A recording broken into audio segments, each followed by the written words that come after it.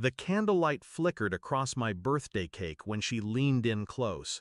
Her voice was low, almost tender, but her words sliced me clean. "You're jealous of your brother." I froze, fork still in my hand. 10 years of sacrifice, of shouldering bills, rent, groceries, emergencies, for them, for her. And still, she reduced me to envy. My reply cut sharper than the knife I hadn't yet used to slice the cake. "Then let him pay your bills." I didn't raise my voice. I didn't need to. I stood, pushed the chair back, and left the candles burning. That was the night I made my decision. They always said family came first, but family had always meant me. The fixer, the provider, the one who bailed them out when checks bounced, when cards maxed, when landlords knocked.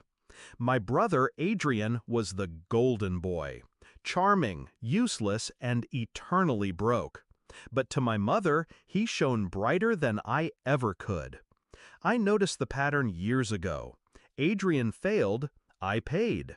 He gambled, I covered. He smiled, and they excused. Me? I worked 2 jobs, paid the mortgage, and carried the weight of their lives like it was stitched to my spine. At first, I thought it was love, then duty, then habit. Until that night when I finally saw it for what it was: exploitation dressed as family loyalty. The shift happened quietly inside me. No tears, no yelling, just clarity. I started with the bills. Electricity, water, internet, all in my name. My accounts, my responsibility. I called each provider one by one, my voice steady, polite. Terminate service, effective immediately. I moved to the cards. My mother's emergency credit line? Canceled. Adrian's backup debit I'd been refilling when he overdrafted? Closed. Auto payments for rent? Stopped. Insurance? Gone. Bills don't pay themselves, and I no longer would. At first, they didn't notice. The fridge still hummed, the lights still flicked on.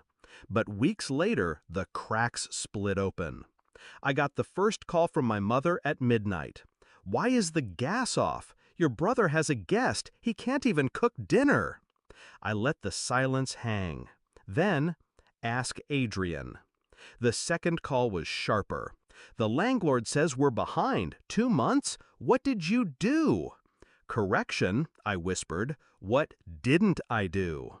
I didn't stop there. Quietly, I redirected my pay. For years, I had funneled everything into their survival. Now, it flowed into me.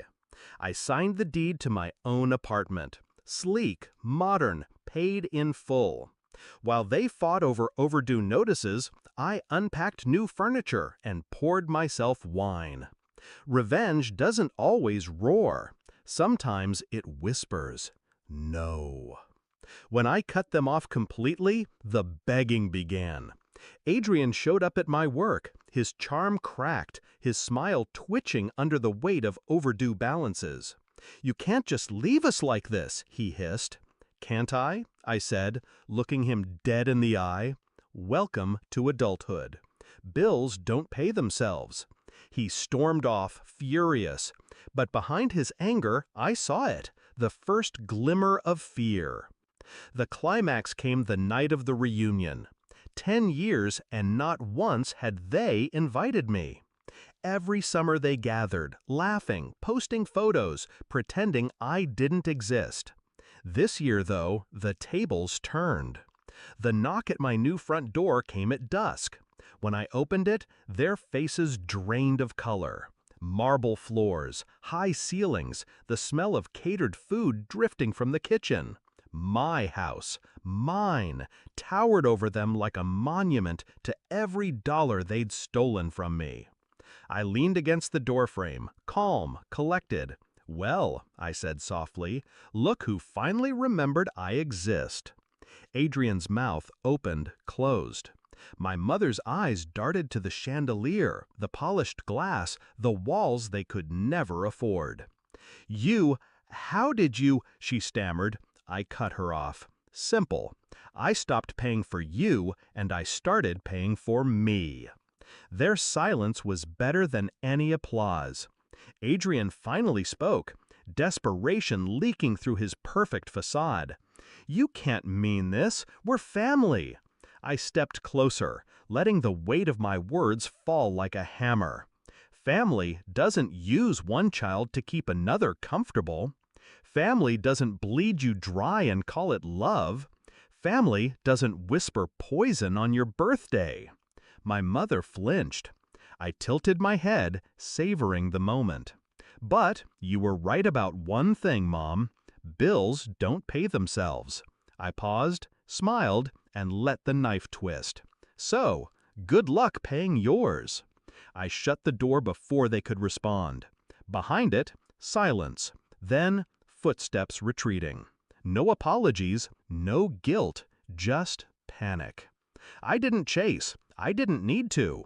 Their downfall had already begun, and I had no intention of saving them this time.